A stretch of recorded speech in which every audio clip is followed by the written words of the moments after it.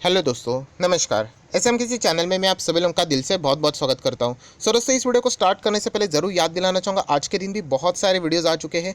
Latest video भी देख लेना, सारे वीडियो की लिंक नीचे डिस्क्रिप्शन बॉक्स में मिल जाएंगी, ज़रूर उनको स्टडी कर लेना। फर्स्ट टाइम विजिट के चैनल को सब्सक्राइब कर लेना। And free stock market classes, yes दोस्तों, बिल्कुल फ्री में आप लोगों को स्टॉक मार्केट से रिलेटेड चीज़ें सीखने को मिलेगी। लिंक ऊपर आई बटन पर नीचे डिस्क्रिप्शन बॉक्स में मिल जाएगा, तो ज़रूर आप चाहो तो इस चैनल को भी सब्सक्राइब करके रख सकते हो। सो दोस्तों, अभी हम लोग आ चुके हैं बिल्कुल हमारे नॉर्मल स्क्रीन के ऊपर। एंड यहाँ पे बात होने वाली है सिर्फ और सिर्फ एक ही स्टॉक के बारे में, रिलायंस इंडस्ट्रीज़। यस दोस्तों, रिलायंस इंडस्ट्रीज़। एंड यहाँ पे वापस हम लोगों को लगभग ये तीसरी बार ऐसी चीज़ होते हुए देखने को मिल रही है। किस बारे में मैं यहाँ पे बात कर रहा हूँ, बहुत सारे लोग जो कमेंट सेक्शन में यही पूछ रहे हैं, सर क्या रिलायंस इंडस्ट्री का स्टॉक क्रैश होगा? कितना क्रैश होगा? क्या 35% क्रैश होगा? और ये सारी चीज़ें आ कहाँ से रही है? तो ऑब्वियसली यहाँ पे आप सभी लोगों को पता है कि बड़े बड़े दिग्गज फर्म्स रहते हैं, ब्रोकिंग हाउसेस रहते हैं, राइट। सो उन्हीं में से एक ने यहाँ पे रिलायंस का जो टारगेट है वो बहुत ही नीचे का दिया है। मतलब करंट लेवल से आप रफली पकड़ लीजिए 35% डाउन। अगर आप एग्जैक्टली टारगेट का अमाउंट पूछ रहे हैं, सो वो यहाँ पे 1350 का टारगेट बता रहे हैं। मैं सबसे पहले कुछ पॉइंट्स आपको क्लियर करना चाहूँगा, ये टारगेट मैंने नहीं दिया है, राइट। मुझे क्या लगता है, ऑब्वियसली मैं अपना भी ओपिनियन इस वीडियो में ज़रूर रखने की कोशिश करूँगा, बट सबसे पहले एक बहुत बड़ा डिस्क्लेमर कि यस, रिलायंस इंडस्ट्री मेरे पोर्टफोलियो में है। एंड इन द केस अगर आपको वीडियो देखते हो ऐसा लगा कि मैं अननेसेसरली इस चीज़ को बढ़ा चढ़ा कर बता रहा हूँ, तो ऑब्वियसली आप लोग चीज़ों को सीधा इग्नोर कर सकते हो। बट डेफिनेटली ये जो टारगेट्स यहाँ पे बताए जा रहे हैं, इसके पीछे क्या मुझे लगता है, और मेरा जो लॉजिक मैं हमेशा आप लोगों को बताता हूँ कि कोई भी शेयर अगर मैं खरीदता हूँ या फिर मैं नहीं खरीदता हूँ, इग्नोर करता हूँ या फिर बेचता हूँ, उसके पीछे कोई तो कारण होता है। तो ऑब्वियसली इसके पीछे भी कुछ कारण होगा, वो भी मैं आप लोगों के सामने यहाँ पे शेयर करने वाला हूँ। तो सबसे पहले मैं आप लोगों को ज़रूर रिक्वेस्ट करूँगा, प्रॉपरली वीडियो को पूरा देख लेना। अभी देखिए, जो लोग सिर्फ आधा अधूरा चीज़ों को देखेंगे वो तो कमेंट सेक्शन में शुरू भी हो जाएंगे। वो तो ये भी कहेंगे कि देखिए भाई, रिलायंस इंडस्ट्री पता है तेरे को क्या स्टॉक है, 35% थोड़ी ना डाउन जाएगा। मैं इसके बारे में बोल ही नहीं रहा हूँ, मैं सिर्फ आप लोगों को कह रहा हूँ कि ये न्यूज़ सामने आ रही है, अभी होगा नहीं होगा इसी से रिलेटेड तो बात यहाँ पे करनी है। सो जल्दबाजी मत करना, आपको ऐसे बहुत सारे लोग मिलेंगे सिर्फ जल्दबाजी में कुछ भी कमेंट्स कर बैठ जाते हैं। एनीवेज, बात करेंगे रिलायंस इंडस्ट्री की। सो फिलहाल तो 2100 के ही आसपास यहाँ पे देखने को मिल रहा है। स्टॉक के परफॉर्मेंस की नॉर्मली बात करें, एक साल की बात करें, तो आज भी हम लोग एक साल में अच्छे ही प्रॉफिट में 22-23% के प्रॉफिट में। सिर्फ बुरी बात ये लगती है कि इंडेक्स जब 50% से ज़्यादा देता है, तो रिलायंस इंडस्ट्री जो कि इंडेक्स में ही सबसे ज़्यादा कंट्रीब्यूट करता है, वो उसका आधा रिटर्न यहाँ पे दे रहा है। सो डेफिनेटली रिलायंस का जो पोटेंशियल है वो बहुत ज़्यादा है। बट आपको ये पता है कि ये क्यों नहीं भाग रहा है, बहुत सारे रीजंस मैं आपको बता चुका हूँ। अनसर्टेनिटी से ये स्टॉक घिरा हुआ है। सऊदी अरब के डील से रिलेटेड फाइनल कंफर्मेशन तो नहीं आया, हिंट तो मिल चुकी है, बट अभी भी नहीं आया है। एजीएम में हम लोग एक्सपेक्ट कर रहे थे। देन अगर हम लोग बात करें तो रिटेल, वो जो ट्रायंगुलर है, Amazon, future retail, Reliance retail, उसके वजह से वो सारी चीज़ें अटकी पड़ी है, जो कि हम लोगों ने यहाँ पे देख लिया है। तो ठीक है, ये तो नॉर्मल सी बात हो गई, जिसके कारण ये तो चीज़ें होने वाली थी। अभी हम लोग आ जाते उस मेन चीज़ के ऊपर जिसके लिए बहुत सारे लोग इंतजार कर रहे हैं। तो अगेन मैं दिखाना चाहूँगा, आप देख सकते हैं ग्लोबल ब्रोकरेज फर्म मैक्वेरी की अगर हम लोग बात करें, मैक्वेरी ग्रुप, उन्होंने रिलायंस का शेयर को अंडर परफॉर्म किया है। बहुत ध्यान से सुन लेना दोस्तों, जल्दबाजी मत करना, बहुत ही ध्यान से सुनना। अंडर परफॉर्मिंग दिया है, रेटिंग की मैं बात करूं। एंड जो कभी भी टारगेट रेटिंग रहती है ना, कोई भी अगर आप एजेंसी देखते हो, ब्रोकरेज फर्म देखते हो, वो हमेशा एक साल की होते। तो यहाँ पे भी लिखा है उन्होंने 12 मंथ के टारगेट्स। उन्होंने कहा है कि आने वाले नेक्स्ट एक साल तक रिलायंस इंडस्ट्री आप लोगों को 1350 तक आते हुए देखने को मिल सकता है। मतलब कितना, लगभग 35% डाउन हम लोग ऐसा यहाँ पे मोटा मोटी यहाँ पे कह सकते हैं। 40% डाउन, 30-40% डाउन, ऐसा हम लोग यहाँ पे कह सकते हैं। मज़ेदार बात यह है दोस्तों कि मैक्वेरी की ही अगर हम लोग बात देखें तो इसके पहले भी उन्होंने ऐसा ही टारगेट यहाँ पे दिया था। बहुत ध्यान से सुनना, आप लोग यहाँ पे देख सकते हो, कुछ मैंने पुराना डेटा यहाँ पे लिखा है। तभी अगर हम लोग बात करें 42% की कट की बात हो रही थी।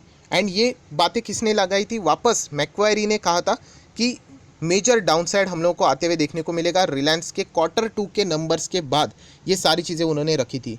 रिलायंस के Q2 के नंबर हर वक्त आते, 1 2 3 4 नंबर आते, तो Q2 के नंबर के बाद 42% गिरेगा, ये मैक्वेरी ने यहाँ पे बताया था। अभी Q2 के नंबर मतलब आप याद कर सकते हो कि लगभग 6 महीने के पहले की बात, सितंबर के आसपास की हम लोग बात कह सकते हैं। एंड तभी अगर हम लोग बात करें, रिलायंस चल रहा था 2054 पे। एंड तभी मैक्वेरी ने अगेन यहाँ पे आया था एंड कहा था कि अंडर परफॉर्म करेगा ये स्टॉक। एंड यहाँ पे तभी का टारगेट 1195 दिया था। मैं अपनी बात नहीं कर रहा हूँ, आप देख सकते हैं ये मैक्वेरी ने कहा था। एंड उन्होंने कहा था कि ये लगभग 42% यहाँ पे गिर सकता है। सो ये बात कोई फर्स्ट टाइम नहीं हुई, इसके पहले भी ये चीज़ें हम लोग को होते हुए देखने को यहाँ पे मिल चुकी है। बट तब से लेके अभी तक अगर हम लोग बात करें तो इतनी बड़ी गिरावट तो हम लोग को होते हुए देखने को अभी तक यहाँ पे नहीं मिली है। देन दोस्तों अगर हम लोग यहाँ पे बात करें तो कुछ सालों पहले, ये लगभग अगर मैं कहूँ तो 2018-19 की बात है, बहुत ध्यान से सुन लेना, 2018-19 की बात है। जेफरीज ने भी यही कहा था कि रिलायंस का शेयर 880 तक आ सकता है, मतलब तभी के डाउन साइड की बात करें तो 32% तक वहाँ पे गिर सकता है। सो ये जो चीज़ें हैं ना दोस्तों रिलायंस इंडस्ट्री के साथ, ये पहली बार नहीं है, ये इसके पहले बहुत बार हम लोग को होते हुए देखने को मिले। जैसे मैंने कहा ना कि 3 बार तो ऐसे ओपनली यहाँ पे हो चुका है। मैक्वेरी ने तो लगभग 1192 का टारगेट दिया था, अभी 1350 का है। एंड जेफरीज ने तो 850 900 रुपये तक का टारगेट दिया था, जो कि 32% डाउन की बात वहाँ पे हो रही थी। सो ये जैसे मैंने आप लोगों को कहा, ये फर्स्ट टाइम नहीं है, इसके पहले भी ये सारी चीज़ें यहाँ पे हो चुकी है। एंड अभी तक की अगर हम लोग बात करें तो जेफरीज ने बताया था वैसे तो कुछ हुआ नहीं, राइट। अगर हम लोग नॉर्मल कैपेसिटी की बात करें, हाँ कोविड में तो सारे स्टॉक गिर गए थे, उसमें थोड़ी ना हम लोग उस एनालिसिस को पकड़ेंगे। देन अगर हम लोग बात करें मैक्वेरी ने जैसे कहा था कि Q2 के बाद जो रिलायंस का परफॉर्मेंस है 1195 का आएगा, तो वो भी अभी तक हम लोग को ऐसा कुछ होते हुए देखने को यहाँ पे नहीं मिला है, राइट। तो ये चीज़ें इसके पहले भी ऐसी यहाँ पे हो चुकी है। सो इसके ऊपर भरोसा रखना है या नहीं, ऑब्वियसली वो मैं अभी आपके ऊपर छोड़ूंगा, इसीलिए मैंने थोड़ा सा हिस्ट्री का बैकग्राउंड निकाल दिया, तो ये चीज़ें आप लोगों के लिए अभी कंपेयर करने के लिए थोड़ा सा ईजी यहाँ पे हो जाएगा। सो दोस्तों यहाँ पे सबसे ज़्यादा जो सवाल पूछा गया था, 2 ही सवाल थे कमेंट सेक्शन में देखा जाए तो यूजुअली, कि रिलायंस ये जो गिरेगा, टारगेट जो बताए जा रहे 35% डाउन वो, एंड सर आपको क्या लगता है। तो ऑब्वियसली अभी तक का जो पार्ट था वो तो न्यूज़ बेस ही था, सारी चीज़ें पढ़कर ही बता दी, ऐसा कोई बड़ी बात है तो नहीं। अभी जो भी चीज़ लग रही है वो अपने पॉइंट ऑफ व्यू से कहूँगा, एंड अगेन मैं कह रहा हूँ इंसानों गलत यहाँ पे जा सकता हूँ, बट येस डेफिनेटली जो चीज़ें मुझे लगती है वो मैं आपके सामने यहाँ पे बता सकता हूँ। सबसे पहले अगर रिलायंस के मैं शेयर होल्डिंग पैटर्न की बात करूँ, जो कि हम लोग हमेशा चेक करते हैं, प्रमोटर की शेयर होल्डिंग खास करके 2018 से आप देख सकते हैं 47 था। देन अगर हम लोग बात करें अभी यहाँ पे जून 2020 में 50.37 था, फिर 49 हुआ, फिर 54 हुआ, फिर 58 हुआ। माइनर सा हम लोग को जंप यहाँ पे देखने को मिल रहा है। सो प्रमोटर की होल्डिंग तो बहुत अच्छी है, मतलब यहाँ पे अगर आप देखोगे तो अंबानी फैमिलीज के भी स्टेक्स हम लोगों को यहाँ पे देखने को मिल जाते हैं।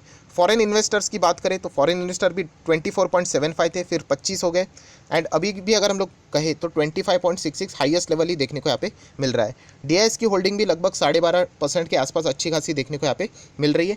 एंड पब्लिक की अगर हम लोग यहाँ पे बात करें तो 10% की हिस्सेदारी यहाँ पे नॉर्मली देखने को यहाँ पे मिल रही है। सो ये जो टारगेट वाला जो खेल है ना रिलायंस से रिलेटेड, ये इसके पहले भी यहाँ पे बहुत बार हो चुका है, एंड शायद से फ्यूचर में भी हो जाएगा। जब भी नंबर आते हैं रिलायंस के तो, या फिर कोई भी अभी एजीएम होते हुए देखने को मिले, कोई बड़ा इवेंट, तो ये सारी चीज़ें होना एक कॉमन बात है। अभी हम लोग यहाँ पे आएंगे, जो कि मेरा डिसीजन रहेगा, तो ऑब्वियसली मैं चीज़ों को देखूंगा, एंड खास करके मैं Q4 के नंबर्स की भी तो बात करूंगा, जो कि अभी लेटेस्ट यहाँ पे आए हुए थे।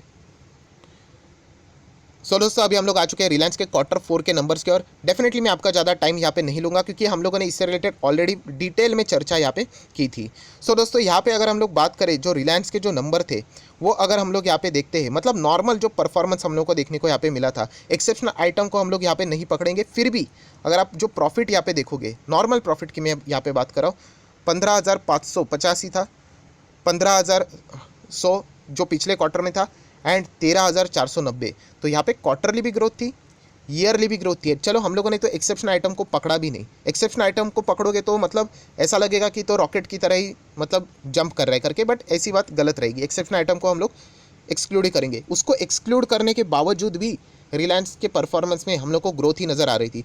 बट सर 15,100 से 15,585 हुआ है, ऑब्वियसली करोड़ों की बात है, एंड इनमें अगर मैं परफॉर्मेंस की बात करूँ तो ऐसा ही ग्रोथ हम लोग को देखने को यहाँ पे मिल जाता है।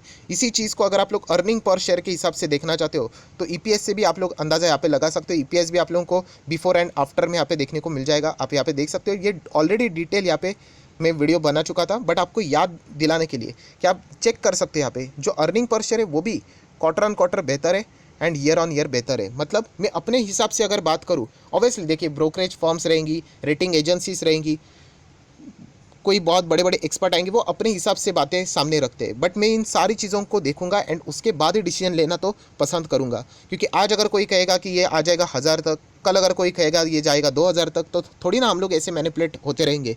सो मैं इतना तो देख चुका हूँ कि रिलायंस के जो जितने भी बिजनेसेस थे, अगर आप देखना चाहते हो, ये देखिए सेगमेंट वाइज भी आप लोगों को परफॉर्मेंस देखने को मिलेगा, आप जाकर पढ़ सकते हो ये सारी चीज़ें। थोड़ा सा मैं नीचे यहाँ पे आ जाता हूँ। तो आप लोग खुद यहाँ देख सकते हो, ये देखिए सेगमेंट वाइज रेवेन्यू। सो O2C बिजनेस की बात करें तो O2C तो अच्छा चल रहा है। ऑयल एंड गैस जो कि अंडर परफॉर्म रहता है यूजुअली, उसने भी ठीक ठाक परफॉर्मेंस दिया है। रिटेल बिजनेस तो मतलब कोई मतलब तोड़ी ही नहीं है। आप खुद नंबर्स देख सकते हो, मैं ऐसे हवे में बात नहीं कर रहा हूँ, आपके सामने ये नंबर्स लिखे हुए हैं, क्योंकि परफॉर्मेंस के ऊपर ही तो हम लोग भरोसा रखेंगे, बाकी सारी चीज़ें तो चलती रहेगी।